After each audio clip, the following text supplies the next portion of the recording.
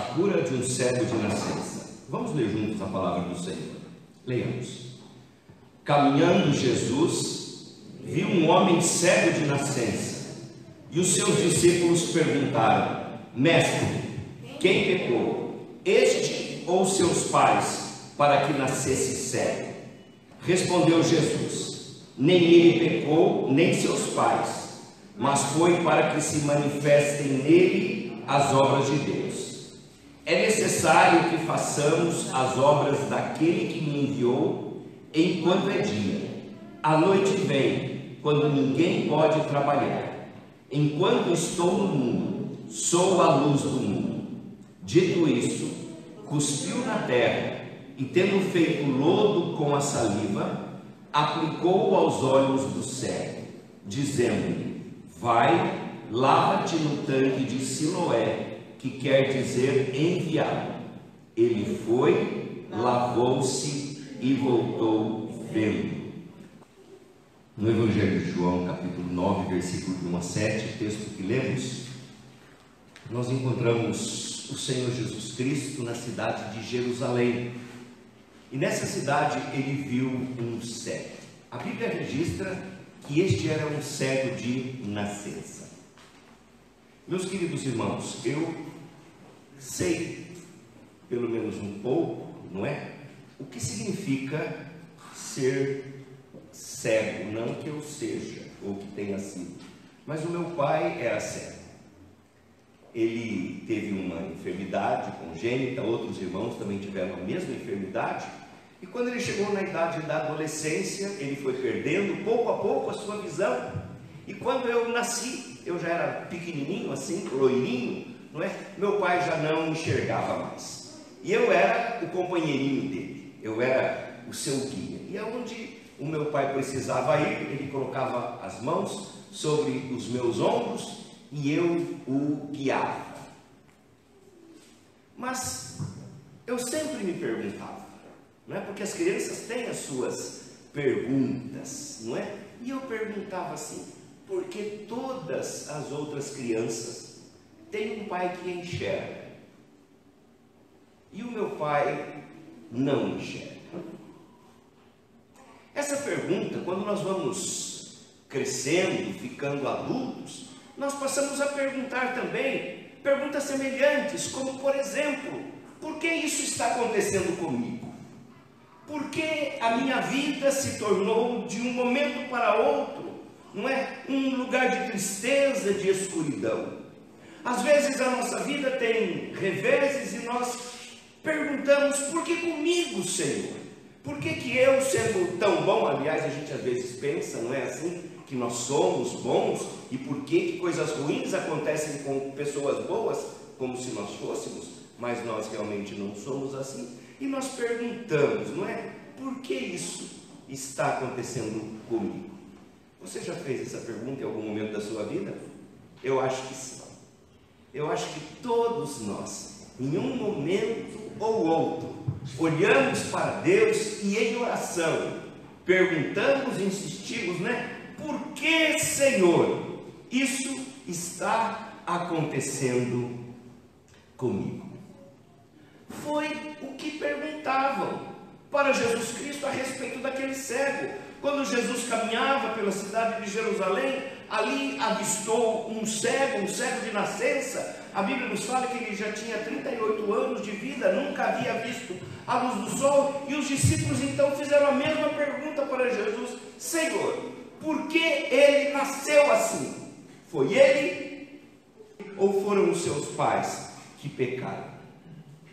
É bom que nós compreendamos que naquela época as pessoas criam que quando alguém nascia com algum problema físico, com alguma deficiência ou alguma limitação, era por causa de uma maldição, que alguém havia pecado, ou um pai, um avô, etc, etc, como tem gente hoje em dia também dizendo isso.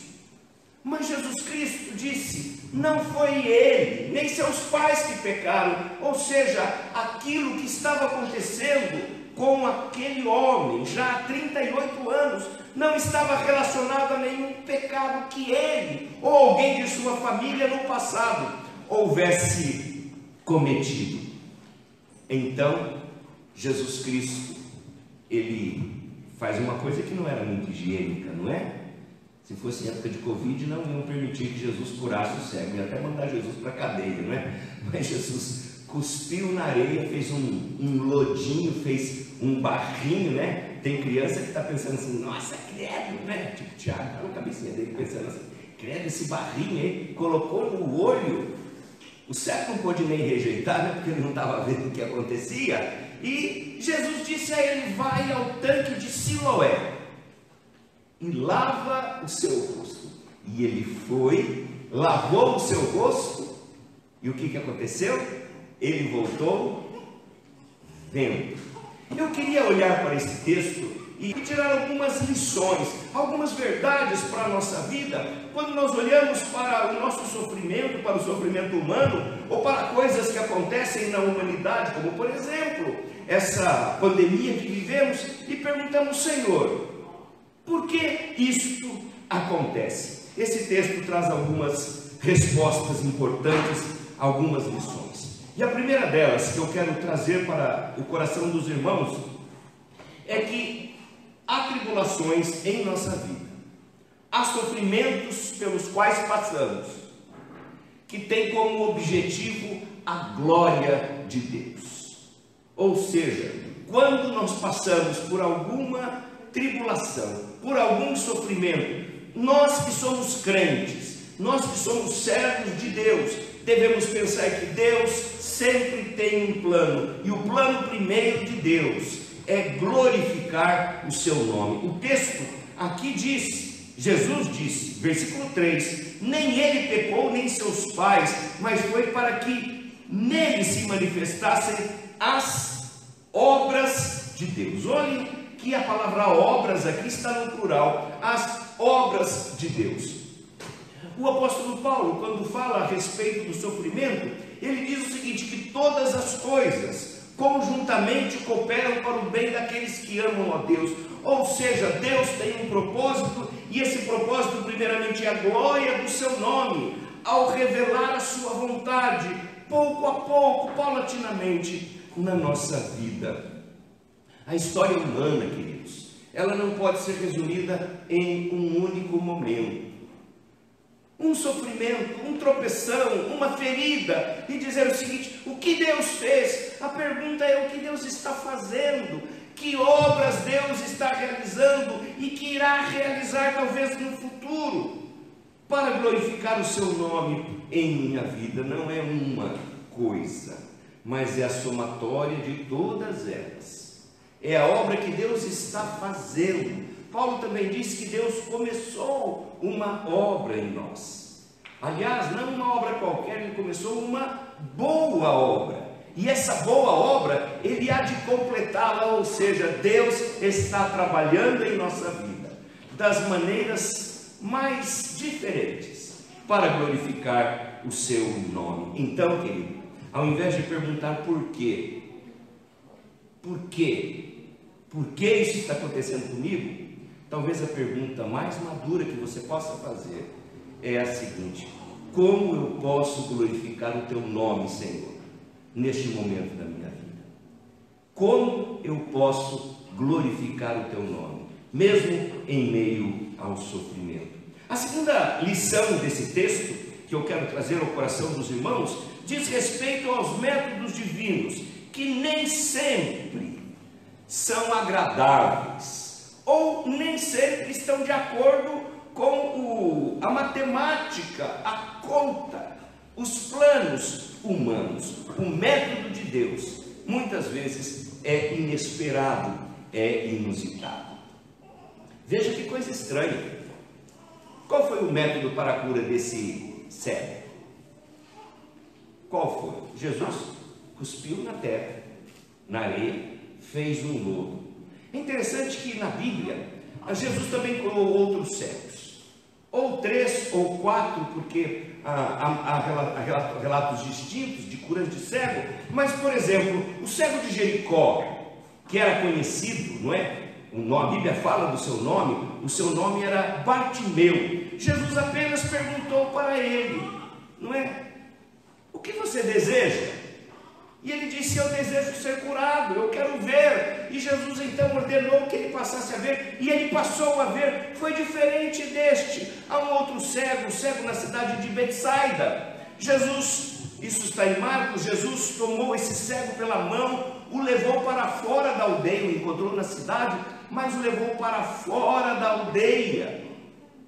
E lhe perguntou: você enxerga alguma coisa?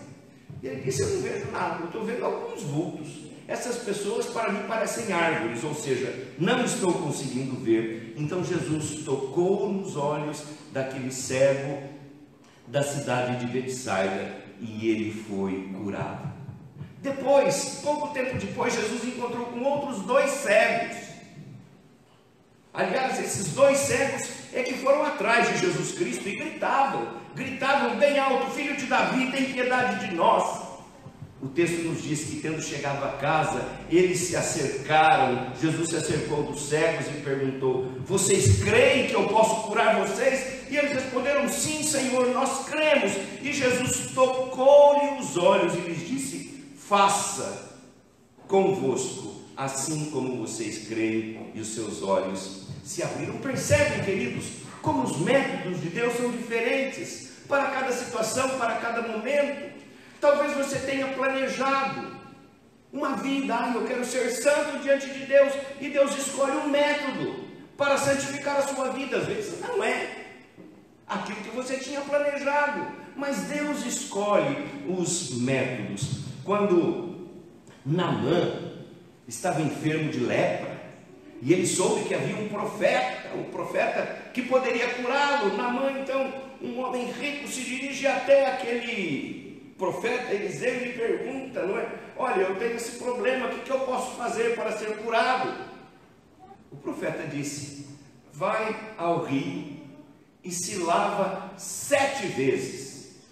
E ele ficou bravo com isso. Falou: poxa vida, será que lá onde eu moro não tem rio tão bom que eu não pudesse me lavar lá? Mas os seus próprios funcionários disseram para ele: olha, se o profeta tivesse pedido algo difícil, você não atenderia? Isso é fácil, vai lá, lava assim no Rio Jordão. E assim ele foi e o fez e foi purificado. Vejam como os planos de Deus, os métodos de Deus são diferentes. Paulo queria pregar em Roma. O sonho do apóstolo Paulo, como cidadão romano, era ser um pregador e pregar na capital, na cidade mais importante da época, em Roma. Mas ele nunca pensou que ele chegaria lá na condição de preso, de presidiário. Ele queria chegar lá como um homem livre, pregar o evangelho e as pessoas ouvirem a sua pregação em praça pública, mas não foi assim que aconteceu. Paulo sim foi pregar em Roma, sim, ele pregou o evangelho em Roma, mas ele chegou na condição de prisioneiro. Talvez o método que Deus esteja usando em sua vida não lhe seja agradável. Talvez o método que Deus esteja usando para manifestar a sua glória na sua vida seja um método extremamente difícil e doloroso. Talvez um caminho longo e difícil demais. Mas entenda, meu querido irmão, que Deus é o Senhor e é Ele quem escolhe os métodos que Ele quer escolher para abençoar a nossa vida. A terceira lição que nós aprendemos deste texto é que tudo na nossa vida serve e deve servir para testemunho ou para testemunhar o nome de Deus. Tudo que acontece na nossa vida serve para testemunhar o nome de Deus. Veja que, a respeito da cura desse cego, os vizinhos, depois que o viram curado, começaram a perguntar uns para os outros: ué, não era esse o mendigo que ficava pedindo esmolas? Não era esse o cego? Uns diziam: não, mas se parece com ele. Outros diziam: sim, é ele mesmo. Mas esse homem disse, o cego, aliás o ex-cego disse: sou eu. E eles perguntavam: como seus olhos foram abertos? E ele respondeu assim: um homem chamado Jesus fez um lodo, colocou nos meus olhos e eu agora estou vendo. Ou seja, aquilo que Deus havia feito por meio de Jesus na vida daquele homem foi um testemunho para toda a cidade. A maneira como atravessamos as adversidades, meus queridos, elas servem de testemunho para glorificar o nome do Senhor. Eu tive uma ovelha lá em Vila Isabel. O nome dela era Jocely. Era uma bênção na vida da igreja. Talvez a pessoa assim mais destacada, mais honrada, até do que muitos presbíteros na vida da igreja. Aquela mulher, não é? Ela era tida assim mais autoestima na igreja de Vila Isabel. Porém, ela foi acometida de um câncer. E ela começou a ser internada uma, duas vezes, vez por vez, não é? E quando ela era internada, ela pedia: pastor, o senhor não consegue alguns novos testamentos? E eu dizia: claro que sim. E ela então distribuía os novos testamentos, e todas as vezes que ela ia para o hospital, ela usava aquele momento para glorificar o nome do Senhor e para testemunhar o amor de Deus em sua vida, e até os últimos dias de vida da dona Jocely, ela era uma pregadora do Evangelho, ainda que estava com o seu corpo físico se corrompendo por causa da enfermidade, mas o seu espírito estava sendo vivificado pela graça do Senhor Jesus Cristo. Querido, não deixe de testemunhar que Deus é bom. Não deixe de testemunhar a presença de Deus em sua vida. Um dia, em algum momento, não sei quando, Deus vai, como fez na vida desse cego, trazer a bênção na sua vida, e através disso você vai poder glorificar o nome do Senhor e testemunhar a Jesus Cristo. Mas eu quero também lembrar que há uma outra verdade desse texto, e eu quero concluir com esta. A quarta lição que nós aprendemos é que para recebermos a bênção de Deus é necessário primeiro obedecermos aquilo que Deus nos diz. A obediência é a chave que abre as portas para recebermos a bênção de Deus. Ora, Jesus colocou o lodo nos olhos daquele homem e lhe deu uma ordem. Qual foi a ordem? Vai e lava-te no tanque de Siloé. Ele podia ter ficado bravo. O cara fez uma coisa mais anti-higiênica, não é? Olha o que ele fez comigo, cuspiu no chão e coisa assim. Mas não, ele simplesmente obedeceu, e quando ele lavou o seu rosto, quando a gente lava o rosto, geralmente a gente fecha os olhos, não é assim? Ou você lava o rosto de olho aberto? Não, você fecha o olho, não é? Ele nunca tinha visto a luz do dia, e quando ele lavou o seu rosto e abriu os olhos, ele estava vendo. Mas porque obedeceu. Muitas vezes, queridos, nós achamos que a adversidade, o sofrimento deve nos afastar de Deus, motivo para brigarmos, para ficarmos com raiva de Deus, para nos afastarmos de Deus. Mas pelo contrário, quando estamos sofrendo, mais ainda nós devemos procurar obedecer a Deus em todas as coisas e dizer: Senhor, o que o Senhor quer para a minha vida? Qual é a tua vontade? Mas eu quero também dizer, querido, que a obediência deste homem trouxe não apenas a bênção da visão física, mas algo mais importante aconteceu na vida dele. Ele teve um encontro pessoal com o Senhor Jesus Cristo. Não apenas os seus olhos físicos foram abertos, mas a sua visão espiritual foi aberta, e ele pôde testemunhar que esteve na presença do Filho de Deus, e quem o havia curado era o Filho eterno de Deus. Ele viu não apenas a Jesus, mas ele viu a glória de Deus Pai através daquela cura. Assim, querido, para lembrar que dissemos há pouco, tudo o que acontece na vida do crente tem por objetivo a glória do Senhor, porque Deus é o centro da nossa vida. Uma filosofia de vida chamada humanismo coloca o homem como centro de todas as coisas, mas nós entendemos pela palavra de Deus que nós não somos o centro. O centro é Deus, e todas as coisas convergem para Ele. Mas também aprendemos que os métodos de Deus são estranhos, e se algo está acontecendo na sua vida e você não está entendendo, fique tranquilo, saiba que Deus é quem está trabalhando, e Deus é extremamente criativo para trazer a bênção na sua vida das maneiras mais estranhas possíveis. E tudo que acontece na nossa vida deve ser usado para testemunhar o nome do Senhor. Se você está sofrendo, glorifique a Deus mesmo assim. Quando vai compartilhar algo com alguém, sempre diga: mas Deus tem um plano e eu confio nele. E finalmente, queridos, vamos depositar as nossas vidas nas mãos daquele que pode fazer um milagre, assim como fez na vida daquele cego na cidade de Jerusalém, aquele cego que se lavou no tanque de Siloé, que era cego há 38 anos, mas que passou a ver. Deus pode fazer também um milagre na sua vida.